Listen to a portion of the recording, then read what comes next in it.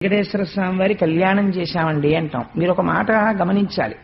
అసలు సంప్రదాయమునందు ఒక గమ్మత్తుందండి. కళ్యాణం అన్న మాట పురుష స్వరూపం వైపు నుంచి వాడరు. శివ కళ్యాణం చేశామండి అనరు, విష్ణు కళ్యాణం చేశామండి అనరు, పార్వతీ కళ్యాణం చేశామండి, లక్ష్మీ కళ్యాణం చేశాం, పద్మావతి కళ్యాణం చేశామంటారు. జీవుడు బ్రహ్మముతో ఐక్యం అవ్వాలి. ఇప్పటి వరకు జీవుడు జీవుడుగా కనపడ్డవాడు జీవుడు కాదు, అది బ్రహ్మమే అన్న ఎరుక కలగాలి తప్ప రెండు పదార్థాలు ఉండవు. ఉన్నది ఒకటే పదార్థం జీవుడిగా కనపడుతోంది, అది జీవుడు కాదు, అది పరమాత్మ అని తెలియాలి.